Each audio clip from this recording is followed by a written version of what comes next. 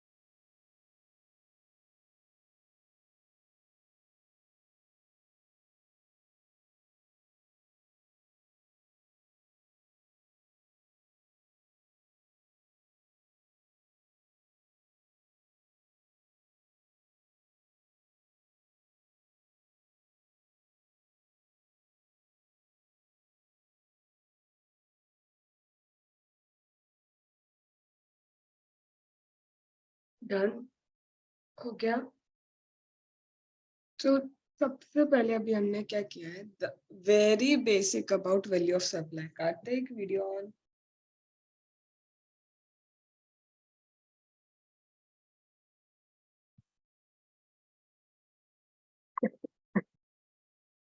चलो, so till now we have done very basic thing, that is about value of supply.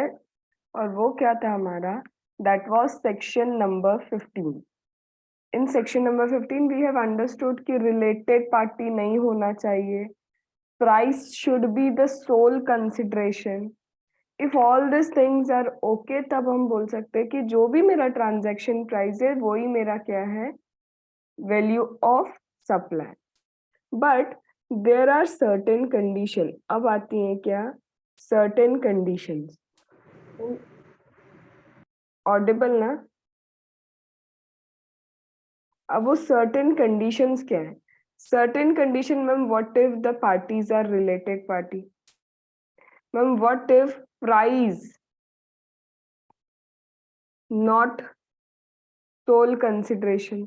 That means अब वो वाले system पे चलते हैं कि जो हम सोच रहे थे कि ऐसा होना चाहिए कि related party should not be there, sole consideration should be there. अब अगर वो नहीं है तो हम क्या करेंगे? सो बेसिकली कैन आई से कि इनमें से कोई भी एक चीज होती है.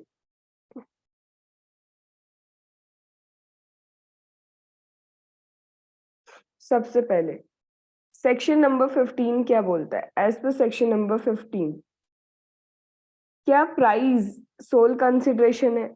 If no, price is not the sole consideration, I have to check the valuation के रूल्स. मुझे अब किस पे जाना पड़ेगा? रूल्स पे. कल याद है मैंने कहा था अगर सारी चीजें ठीक है तो रूल्स की जरूरत नहीं है, बट यहाँ पे फर्स्ट ऑफ ऑल मेरा प्राइस सोल कंसिडरेशन नहीं है, तो I have to check the rules. ठीक है मैम, प्राइस तो सोल कंसिडरेशन है, but the parties are now related to each other. Then also I will move to rules. Ma'am, related तो है, ये क्या है? related तो नहीं है, यहाँ कोई दिक्कत नहीं है, but एक और चीज है, there are certain services that are notified. कुछ supply ऐसे हैं जो notify किए हैं और वो notified supply को इसी के according you have to check कि उनका valuation कैसे होगा. तो can I say there are 3 cases. कितने केस है? 3 cases when you have to move to rule. Rule number, कब जाओगे रूल पे? या तो प्राइस सोल कंसिडरेशन नहीं है या फिर दोनों रिलेटेड है. और the cases it is a notified supply. If it is a notified supply then also I will have to move to rule number whatever the rule number is. अभी मुझे नहीं पता but I have to move to rules. तो सबसे पहले how many cases when I have to move to the rules. तो rules पे move करने के लिए reason number 1, related party, right. Reason number 2, price not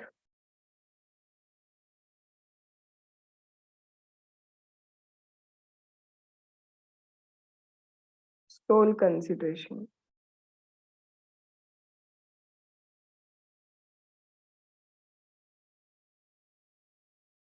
And reason number 3,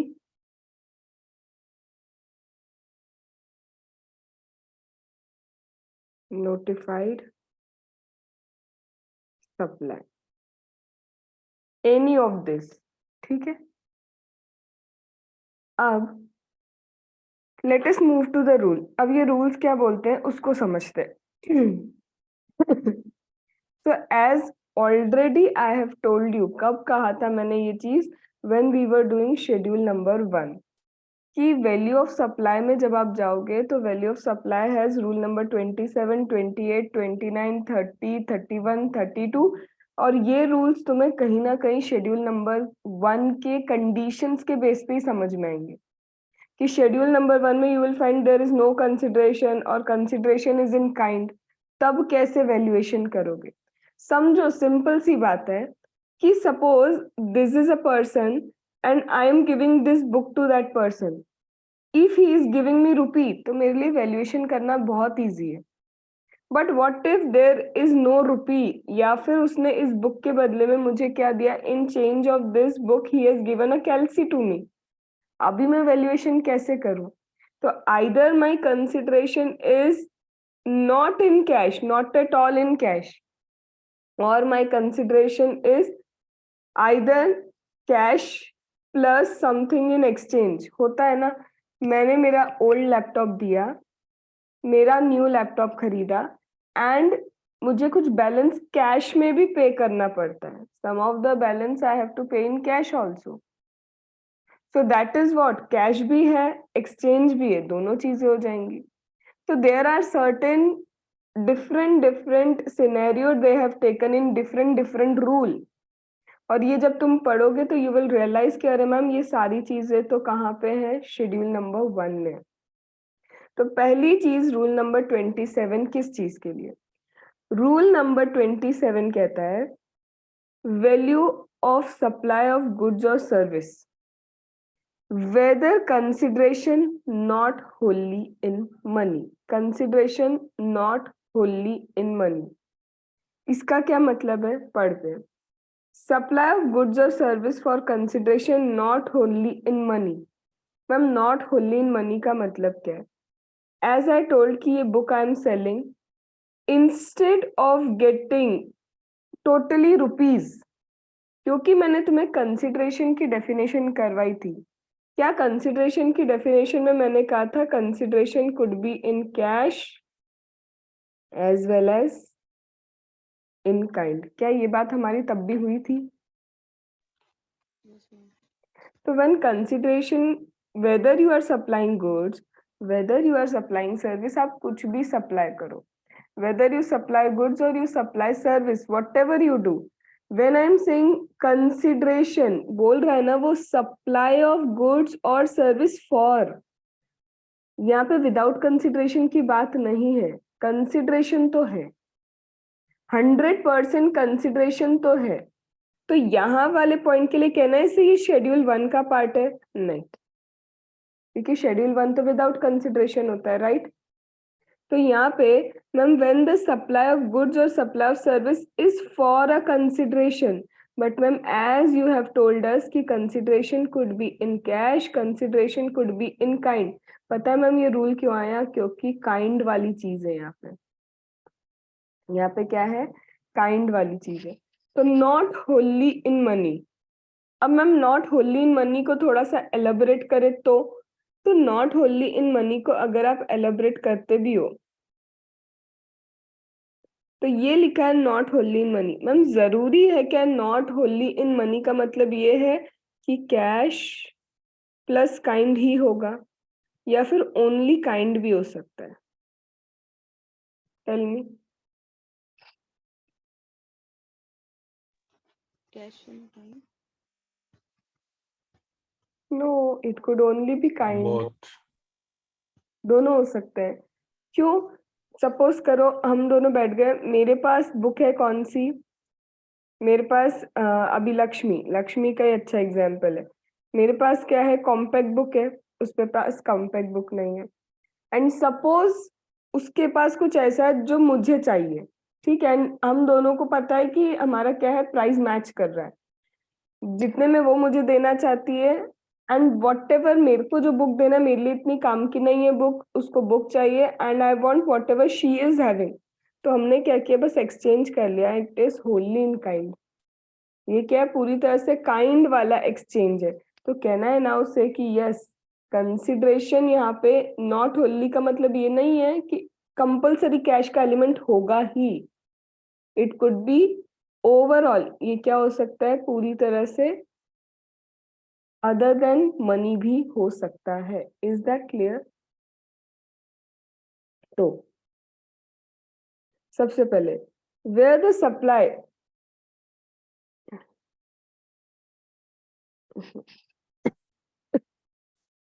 now where the supply, यहाँ पे क्या लिखा है, where the supply is not for not wholly in money. अब इसके थोड़े थोड़े से क्या लेते हैं, एग्जाम्पल ले लेते हैं. सबसे पहले as I said about the book, ये हो गया हमारा एक तो बुक के बारे में. तो बुक के बदले में लेट से लक्ष्मी इज हैविंग, क्या ले सकते हैं उससे, कैलकुलेटर मुझे चाहिए था, she is having scientific calculator. तो ये ओवरऑल काइंड में हो गया. Second, I am having a laptop, मेरा पुराना लैपटॉप है, ठीक है, I am having old laptop, ठीक है. आई गो टू द शॉप, मैंने बोला भाई ये ओल्ड लैपटॉप है, ही विल से कि okay I will give you the new one, ये रहा आपके लिए न्यू वन, ये मैं ले लूंगा 20,000 में, my new laptop it is of 80,000, आपको कितना पे करना पड़ेगा? 60,000 पे करना पड़ेगा। So in such a case, can I say 20,000 cash? देख लो मैं क्या लिख रही हूँ, 20,000 cash and 60,000 exchange. 20,000 in kind. 20,000 kind and यहाँ पे हो जाएगा ये कैश। अब दोनों में तुम्हें पता है क्या दिक्कत दिखेगी? अब मैम वैल्यूएशन कैसे करें? Because we have to apply GST, and ma'am GST apply करने के लिए we need value, and value के लिए तो यहाँ तो ओवरऑल काइंड है कैलकुलेटर, एंड यहाँ तो मिक्स हो गया। तो for that we have to apply now rule number 27। Understood this first thing? इसलिए हमको अब क्या अप्लाई करना पड़ेगा? We have to apply rule number 27। ये हो गया पहला। अभी हमको रूल पे नहीं जाना कि रूल क्या है, क्या बोल रहा है, but at least we are trying to understand the different scenarios जब ये रूल लगेंगे। तो मैम रूल नंबर 28 कब लगता होगा? देखते हैं। अब यहाँ पे दिया है in case of rule number 28 क्या लिखा है? Value of supply of goods service between distinct related person, supply of goods or service between distinct or related person, but that is not an agent। मुझे बताओ ये distinct and related person क्या schedule number 1 में have you done? है ना? अब यहाँ पे कहीं भी ओवरऑल लाइन में are you finding that thing कि फॉर कंसिडरेशन होना था ना? इफ फॉर कंसिडरेशन और if this transaction is without consideration, rule तो यही लगेगा। क्यों मैम? अरे भाई रिलेटेड पार्टी के साथ यू आर डूइंग ट्रांजेक्शन, चलो माना तुमने कंसिडरेशन भी चार्ज किया, how we will assume that the consideration is without any influence? तो कौन सा रूल लगेगा? Rule number 28। Ma'am related party के साथ transaction no consideration at all, तो भी क्या लगेगा? रूल नंबर 28, क्योंकि रिलेटेड पार्टी और डिस्टिंक्ट पार्टी का मतलब ही है इन्फ्लुएंस, एंड वो इन्फ्लुएंस हटाने के लिए तो हमने रूल नंबर 28 डिजाइन किया। Are you getting that thing? But एक चीज बताओ, क्या rule number 27 you can apply if there is no consideration? Can you apply rule number 27 if there is no consideration? No, it is with consideration. वहां पे specific consideration लिखा है, and when there is specific consideration, भाई schedule number 1 तो लगता ही नहीं है, because schedule 1 is without consideration. और सोचते हैं मैम शेड्यूल 1 में कहा था विदाउट कंसिडरेशन में रिलेटेड पार्टी है, डिस्टिंक्ट पार्टी है, agent principal we have notice permanent transfer, right?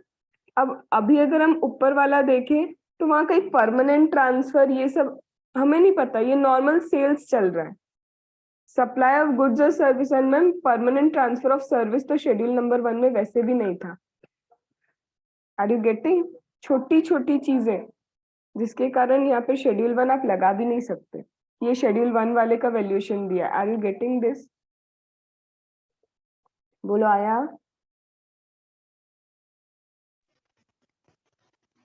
Yes, ma'am. Yes, ma'am. एक चीज बताओ, अभी पता नहीं अपन कौन से डे पे हैं, बट क्या सप्लाई बार बार नहीं घूम घूम के आ रहा है? Every time it is only supply, we are linking again and again. अब ये हो गया 28 शेड्यूल 1 का। नाउ आई कैन से ये तो शेड्यूल 1 के साथ है, सिर्फ शेड्यूल 1 नहीं है बट शेड्यूल 1 के रिस्पेक्ट में है।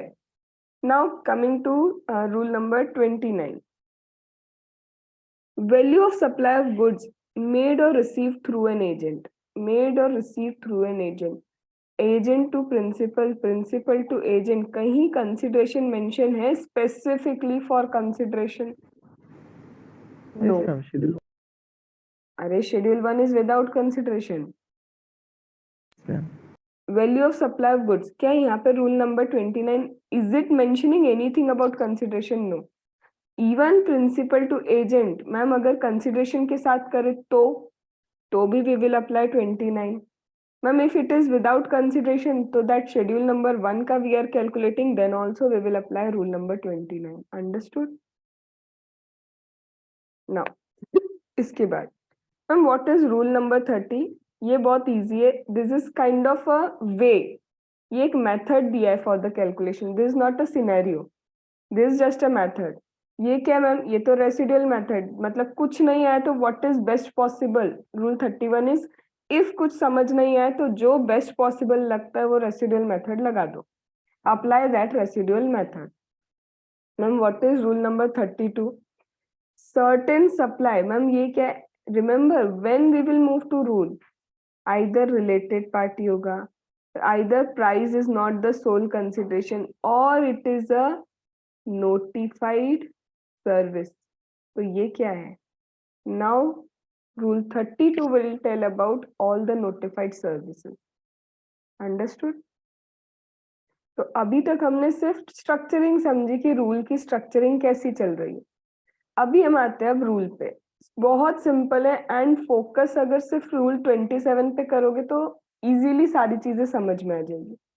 नाउ दे आर सेइंग कि कंसिडरेशन ओवरऑल होल कंसिडरेशन नहीं है, मतलब your consideration is not wholly in money. Your consideration is not wholly in money. ठीक है मैम.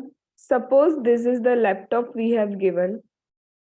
अब ये लैपटॉप है सोनी वीवो का. अभी नहीं बनते ये लैपटॉप. अब ये लैपटॉप एग्जिस्ट नहीं करता. ठीक है. सोनी वीवो का लैपटॉप है. I have exchange it with, किसके लिए एक्सचेंज कर लेते? चलो डेल के लिए कर लेते हैं. ठीक है. डेल का लैपटॉप लिया इसके बदले में. In exchange of this I have got the Dell का लैपटॉप. सबसे पहले मुझे किसकी मार्केट वैल्यू चाहिए? डेल की, because I am the one, the seller is the one who is selling Dell का लैपटॉप. वो मुझे ये नहीं दे रहा है, वो डेल का लैपटॉप दे रहा है. तो एक चीज बताओ, for applying GST which value you will search? You will search कि डेल के लैपटॉप की वैल्यू एक्चुअल में क्या है. Are you getting? ये जो डेल का लैपटॉप है what is the actual value? तो सबसे पहले लॉजिकली क्या देखोगे? नॉर्मली मार्केट में इसकी वैल्यू क्या है. यही करोगे ना कि नॉर्मली सबसे पहले ओपन मार्केट में what is the value. Suppose ma'am यहाँ पे कैश है ही नहीं. वो बुक वाला एग्जाम्पल भी ले लेते हैं. मैंने लक्ष्मी को बुक दी, लक्ष्मी ने मुझे कैलकुलेटर दिया. मुझे क्या देखना है for the purpose of GST? मेरे बुक की वैल्यू.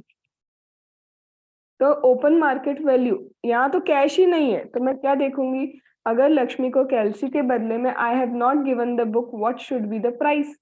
किसी और को देती तो open market value of the book कितना होता? Are you getting?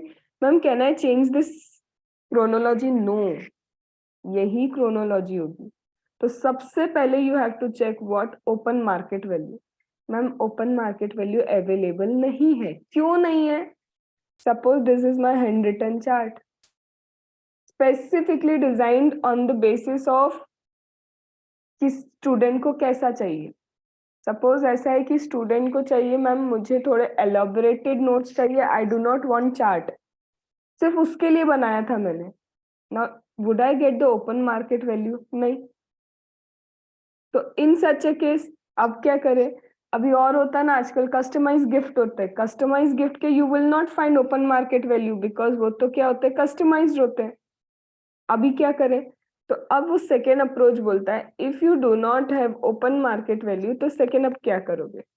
तो सबसे पहले if you do not have open market value, the sum total of consideration in money and any such amount in money equivalent to the consideration not in money if such amount known at the time of supply. मतलब इस example को लेते हैं del वाला. Laptop हमने कितने में दिया था? 20,000 में, right? He exchange my laptop for 20,000 and taken 60,000 as a cash. तो बोल रहे जितना कैश लिया उसका तो एज इट इज लो, कैश की वैल्यू कैलकुलेट करने की जरूरत नहीं है what you have paid. But the consideration not in money, उसका इक्विवेलेंट मनी वैल्यू कितना होगा? तो as I told ना, equivalent money value is 20,000. Add both of them. Are you getting? आ रहा है समझ में? तो सबसे पहले ओपन मार्केट पे जाओ, जेन्युइन है, तुम ये देखोगे ना बाजार में कितना है। अपन बोलते ना, अरे यार भैया दूसरे भैया तो इतने में दे रहे हैं, नॉर्मली तो इतना चार्ज होता है, तुम इतना क्यों चार्ज कर रहे हो? तो सबसे पहले ओपन मार्केट देखो। ओपन नहीं है तो तुमने कितना कैश दिया और इक्विवेलेंट असेट कितना था, उसका मनी का वैल्यू ले लो। मैम वो भी नहीं है। If value of supply not determinable as per a से भी नहीं पता चल रहा, बी से भी नहीं पता चल रहा। क्यों? ये जो इन्होंने, सपोज करो लक्ष्मी ने जो मुझे कैल्सी दिया था ना, वो calcy belong to very antique piece है, वो बहुत एंटिक पीस है। अरे एंटिक पीस का कहाँ से मैं निकालूंगी अभी वैल्यू? समझ रहे हो? तो अब सपोज करो कि ना मेरे को ए से पता चल रहा है ना बी से पता चल रहा है, अब क्या करेंगे ma'am? Similar kind of, similar like kind and quality के गुड्स तो होंगे ना। Similar like kind and quality मतलब डेल नहीं है तो डेल के जैसा कुछ तो होगा, उसकी वैल्यू आसपास देख लो। तो लाइक काइंड एंड क्वालिटी के प्रोडक्ट की भी value you can check. Ma'am वो भी नहीं हो पा रहा हमसे, तो लाइक काइंड एंड क्वालिटी भी नहीं, ए भी नहीं, बी भी नहीं, सी भी नहीं। अब क्या करेंगे? तो apply rule number 30। Rule number 30 मतलब, या फिर अप्लाई रूल नंबर 31। 31 क्या था रिमेम्बर? Residual value. जो रेसिडुअल मेथड लगा सकते हो वो लगा लो। But ma'am what is rule number 30? Rule number 30 कहता है you would be having either cost of purchase. किसके पास होगा कॉस्ट ऑफ परचेस? भाई डेल जो बेच रहा है वो खरीद के तो लाया होगा ना डेल कहीं से। सेलर ने भी उस डेल को क्या किया होगा? परचेस किया होगा। He would have purchase from somewhere. तो उस कॉस्ट पे 110% कर दो, मतलब 10% प्रॉफिट ऐड कर दो। That is the value. ये तुमने रूल पता है कस्टम में भी सीखा होगा। This rule is same for custom also. Cost plus 110%। तो बेसिकली इफ आई से, मेरे पास कैश होली नहीं है, ओवरऑल कैश कंसिडरेशन नहीं है, ठीक है। तो आई हैव अ प्रोडक्ट, मेरे पास क्या है? एक प्रोडक्ट है ये रहा, and this product is not, जो सेल किया होली कैश में नहीं किया। मैंने कैश दिया कितना? 60,000 plus I have given what? My old laptop. तो पहला तो बोलते हैं फर्स्ट ऑफ ऑल हम इग्नोर करते हैं और इसी को कंसंट्रेट करते हुए देखते हैं इसका ओपन मार्केट वैल्यू क्या है। अगर वो मिल गया तो बात ही खत्म, open market value. If you do not have the open market value then check cash कितना पे किया plus cash equivalent of asset what you have given, ठीक है, उसका कैश इक्विवेलेंट। मैम वो भी नहीं है तो इसका लाइक काइंड एंड क्वालिटी तो कुछ होगा ना, लाइक काइंड एंड क्वालिटी, वो ले लो। मैम वो भी नहीं है तो अब क्या करो? Apply rule number 30। क्या है 30? Either you would have cost of purchase और you will have cost of production. या तो प्रोडक्शन होगा तुम्हारे यहाँ उस चीज का, या परचेस करके सेल कर रहे हो, वट एवर इट इज, उसका टेक 110%। और ma'am what is rule number 31? Residual method. Can I change the chronology? I told ना, नहीं, you can not. This is rule number 27। अगर रूल 27 आ गया ना तो नाउ इट इज इजी। 28 29 कुछ नहीं है। क्यों नहीं है? क्योंकि 30 तो अभी कर लिया, 31 भी अभी कर लिया, बचा क्या? 28 29। So this is with respect to not wholly in money. अब कंफ्यूजन नंबर 1, ये ma'am like kind and quality की जो आप बात कर रहे हो, इज इट ये वाले का लाइक काइंड एंड क्वालिटी या इसका लाइक काइंड एंड क्वालिटी? दो असेट है मैम हमारे पास, एक ओल्ड लैपटॉप जो मैंने एक्सचेंज किया और एक Dell that I have purchased. किसके लाइक काइंड एंड क्वालिटी की बात कर रहे हैं? Obviously I want valuation of this. तो मैं इसके लाइक काइंड एंड क्वालिटी को देख के क्या करूंगी? मुझे किसका वैल्यूएशन चाहिए? डेल का वैल्यूएशन चाहिए। तो why I would be concerned about ये old laptop का like kind and quality के value? Are you getting? Ma'am precise क्या है, तुम ही बताओ ना. प्रिसाइज तो यही होगा, बहुत ज्यादा प्रिसाइज, कि सबसे पहले ओपन मार्केट वैल्यू मिल जाए. वो नहीं मिलेगी तो हमने जो कैश दिया और हमने जो असेट दिया उसका I should get the equivalent amount. This is precise. But अगर ए नहीं बी नहीं, then only I will move to like kind and quality of whatever asset I have sold. Are you getting? तो logically समझोगे तो आ जाएगा कि सबसे main तो यही है, उसी का मिल जाए. वो नहीं मिल रहा तो हमने क्या पे किया उसके हिसाब से चेक कर ले. वो नहीं मिल रहा तब जाके we will move to similar kind of goods. और उतना भी नहीं है तो फिर सीधे क्या करो, कॉस्ट में 110% का 110% का प्रॉफिट वी विल अप्लाई. और वो भी नहीं हो पा रहा तो फिर तो बचा ही क्या. जो मेथड सही लगती है उसको अप्लाई करके सोचो क्या कर सकते हैं. Done.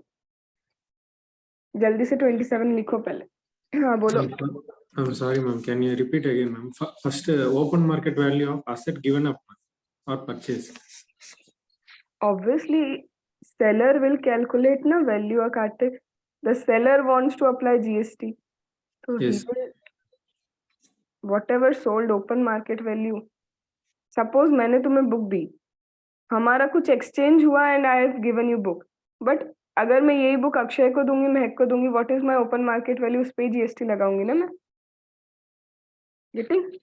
Yes, ma'am. And like kind, ma'am.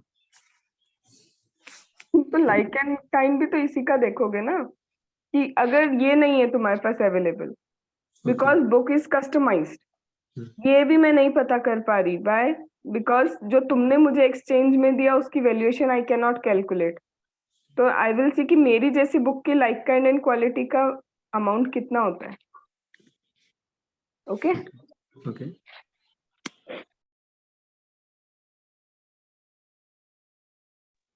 Ma'am, we can say that like and quality equal to market value, ma'am. You can हाँ, market value of other products. Now it is not Dell. Dell के competition में क्या आ सकता है, अभी तो जैसा del भी इतना अच्छा नहीं चल रहा है. बट सपोज कि हमने बोल दिया कि लेनोवो, ठीक है, तो लेनोवो का प्राइस ले लो फिर. अब Like and quantity of similar product, ma'am. हाँ ना. अरे तो कमर्शियली तो थोड़ा सिमिलर होना चाहिए ना. If you are purchasing iPhone and comparing Redmi का price, how it is possible? But Redmi and Samsung can be compared. That's why We ना can say like that kind and quality. we can say that market value of similar product. हाँ, similar like kind and quality, वही तो हुआ. चलो, rule number 28 आ जाओ. Akshay video on करो जल्दी.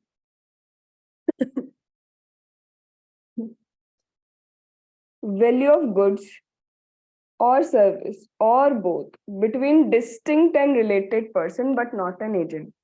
Now there is a transaction, there is supply between distinct person and related person, but they are not agent. And now you know rule number section number related party का 15 था, distinct person 25 subsection 4 and 25 subsection 5.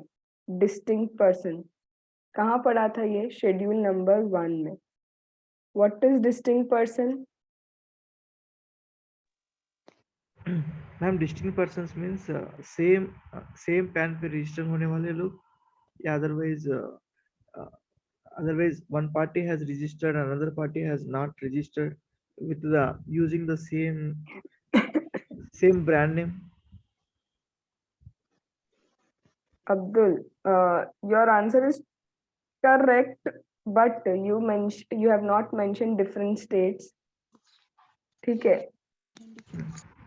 अब एक चीज Abdul, listening to your answers till now, तुमको और answer writing में दिक्कत आती है because you don't have perfect words to mention the answer.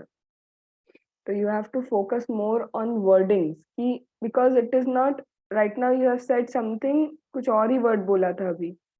Can someone recall me? अभी वो बोलते बोलते कुछ और बोला था. It was not state. कुछ और ही बोल दिया था उसने. पार्टी बोला. So if it is party, I don't know, मेरे से skip हो गया. But Abdul, this is not the thing. अगर तुम इस तरह से vague language लिखोगे, party if you have said, so that is vague language. So they are not going to give you the marks for this kind of language. ठीक है?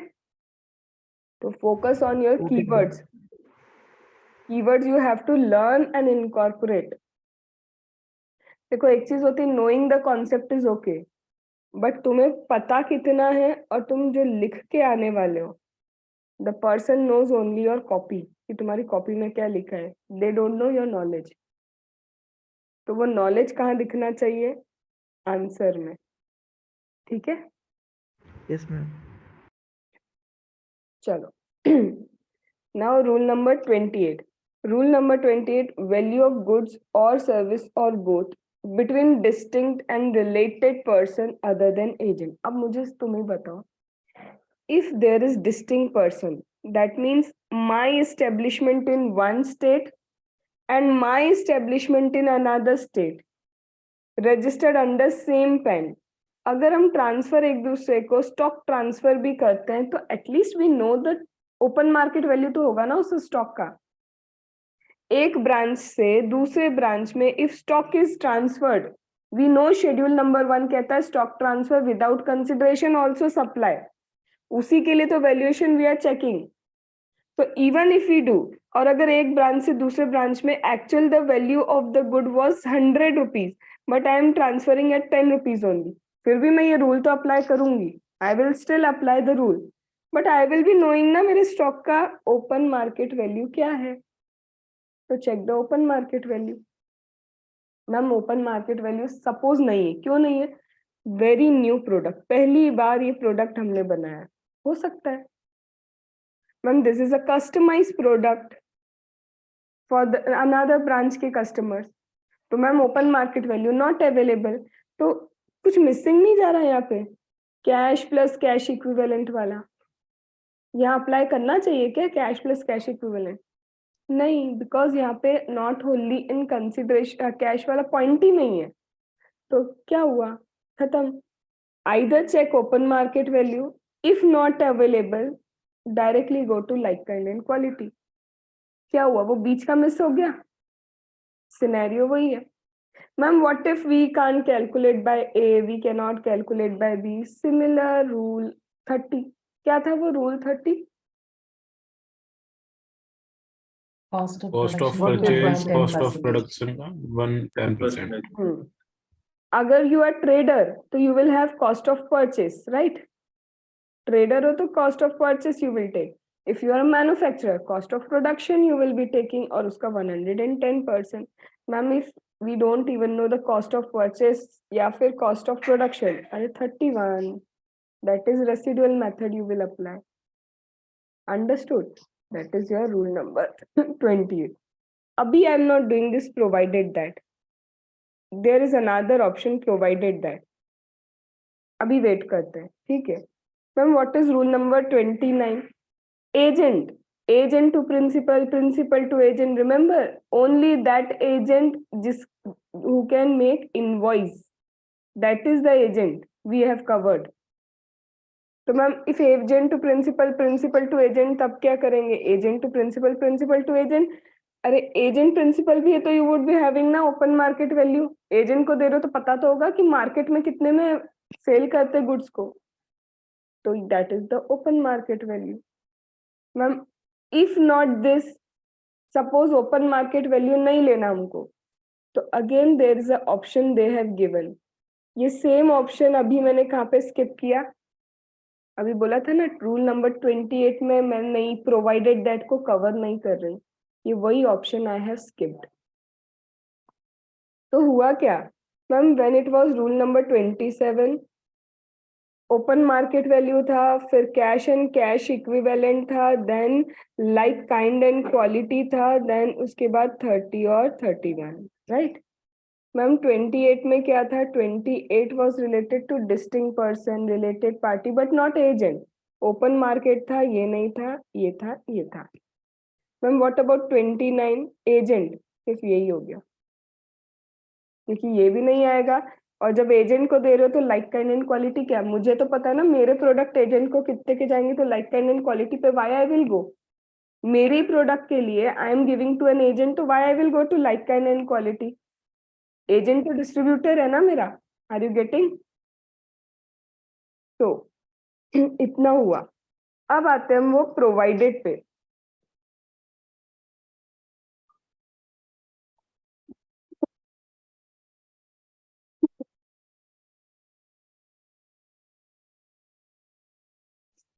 चलो, provided that where the goods are intended for further supply by recipient, value at the option of supplier be an amount equivalent to 90% of the price charged for the supply of goods of like kind and quality by recipient to his customer not being a related person. एक बार reading कर लो quickly.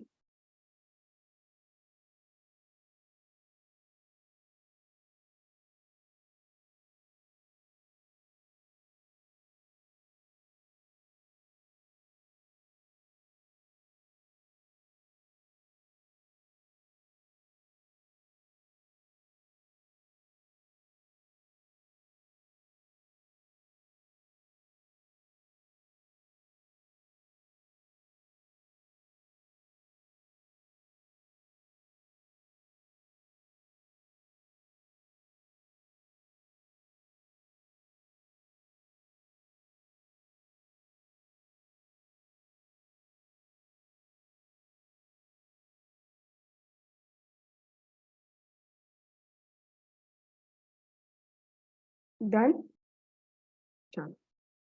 Now the option they have given कि अभी हम क्या कर रहे थे, related and distinct person को we were giving the goods. ठीक है, तो जो भी गुड्स है, whatever service, because it is applicable to goods as well as service both.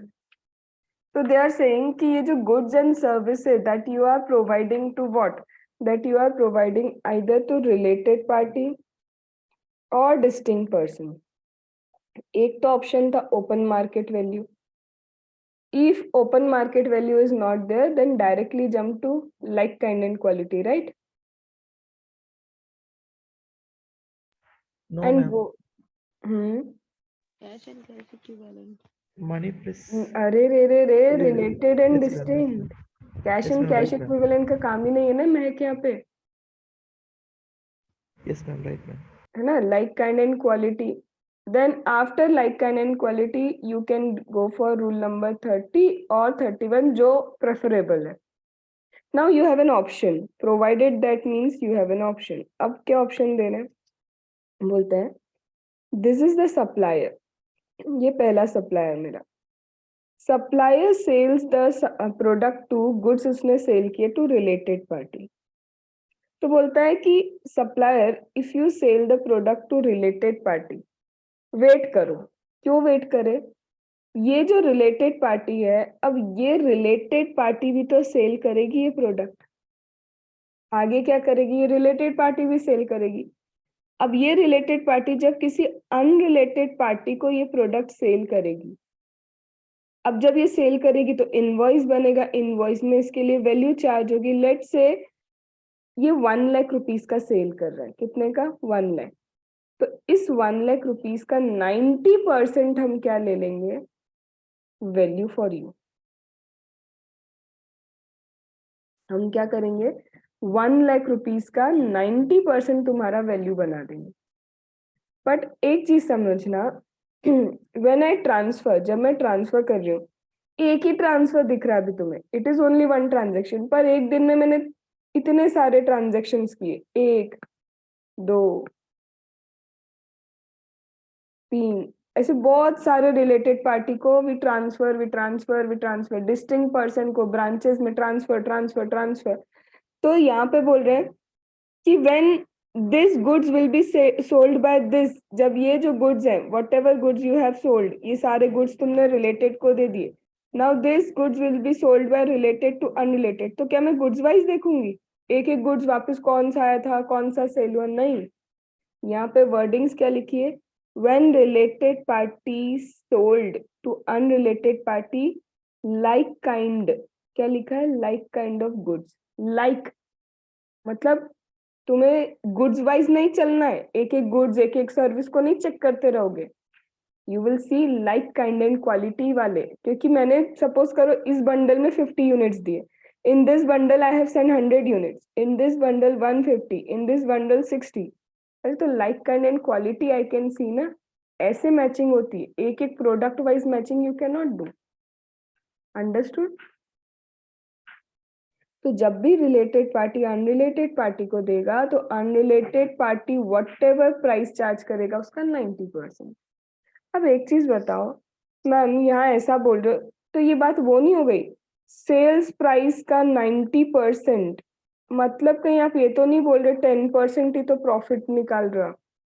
बहुत सोच समझ के. हाँ, सेल्स प्राइस का 90%, ये सेल्स प्राइस हो गया अनरिलेटेड को, इसका 90%, कहीं ना कहीं यही तो नहीं बोल रहे कि 10% का ही प्रॉफिट लगा रहे. और यहाँ पे भी तो यही करते थे, कॉस्ट ऑफ परचेस या कॉस्ट ऑफ प्रोडक्शन का 110%, मतलब यहाँ पे तो 10% का ही प्रॉफिट होता था. सेम कर रहे क्या? No ma'am, different ma'am. Kartik, Mahak, Akshay बताओ. लक्ष्मी.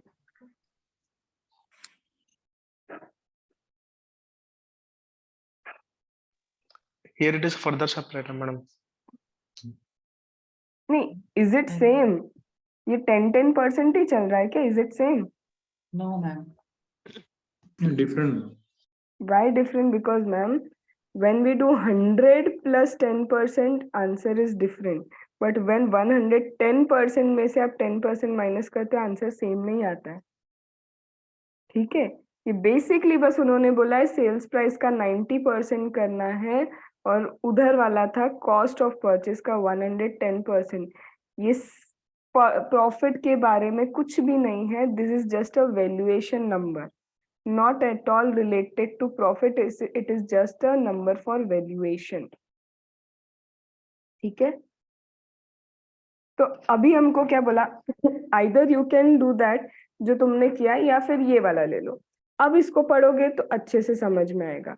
अब वापस से पढ़ते हैं इसको. provided that where goods, ma'am why not service? because service का resale कुछ नहीं होता है.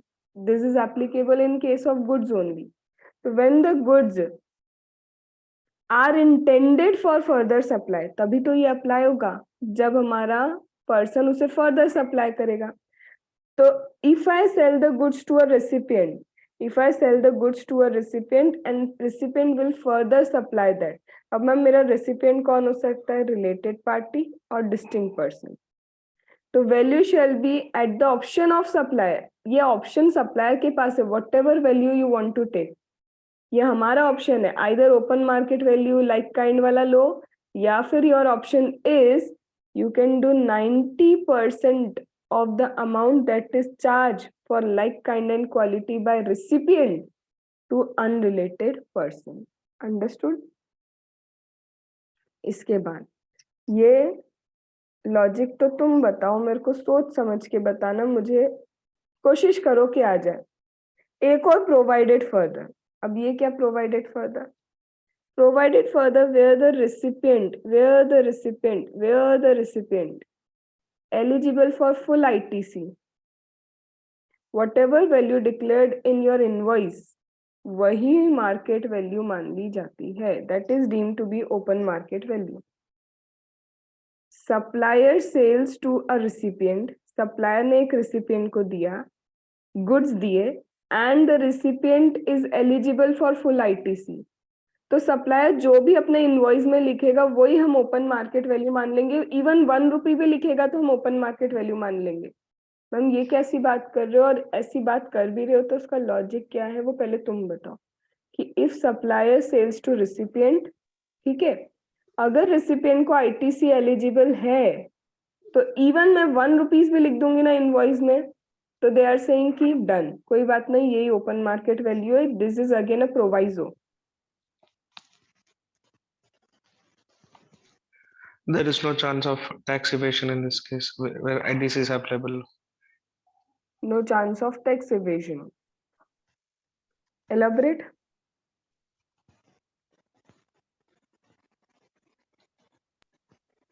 Ma'am, it's kind of stock transfer. No. Ma'am recipient अपने इनवॉइस में फुल आईटीसी शो करेगा जब वो आगे फर्दर सप्लाई करेगा, मतलब जो No, ma'am, here behind reason is ultimately recipient is getting a tax from the customer, ma'am, I think so. Customer तो नहीं कह सकते, बट अब समझो, ये एक इनवॉइस है, I am writing 1 lakh is the value, ठीक है, ये सप्लायर है, this is the recipient. Now recipient को 1 लाख पे आई एम अप्लाइंग 10% का GST, he will pay GST. ये जीएसटी गवर्नमेंट के पास गया, and this recipient can take it in form of ITC because full ITC available. आया समझ में इतना? Recipient paid tax, supplier under forward mechanism government को डिपॉजिट करेगा, but recipient is eligible for full ITC, recipient will take ये 10% का full ITC. Invoice number 2, ma'am instead I am writing 10 lakh, again 10% का GST ये यहाँ पे करेगा, he will take entire ITC. हम again invoice 1 rupee लिख देते हैं, उस पे जीएसटी विल बी पेड, ये यहाँ पे करेगा, रेसिपिएंट पूरा ले लेगा. तो what is the loop hole? कोई लूप होल ही नहीं है, तुम कितना भी वैल्यू लिखो, जब उसको पूरा आईटीसी मिल जाएगा तो जो वैल्यू लिखोगे we will assume it open market value, because that is the elaboration Akshay कि नो टैक्स इवेजन पॉसिबल है. अंडरस्टूड? यहाँ पे कोई टैक्स इवेजन का कॉन्सेप्ट ही नहीं आ रहा, तुमको जो वैल्यू लिखनी है तुम लिख दो, हम मान लेंगे open market value, because tax पे करके पूरा तो आईटीसी हमको वापस ही देना है भाई साहब को. Are you getting?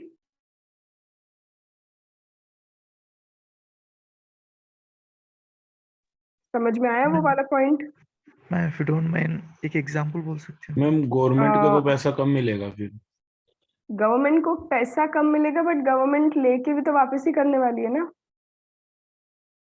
Government tax लेगी और बोल रहे ना कि 100% आईटीसी एलिजिबल है, तुमको वापस पूरा मिल जाएगा, तो गवर्नमेंट लेके क्या करेगी? चाहे वो 10 लाख पे ले, तुम 1 करोड़ लिख दो, 1 करोड़ पे भी लेके गवर्नमेंट को तुम्हें वापस ही करना है. Are you getting? Yes, ma'am. But the turnover limit will get affected now. He can show his turnover limit, turnover. Yes definitely turnover limit will get affected, but यहाँ पे ये टर्नओवर किसके बीच में चल रहा है? Distinct and related party.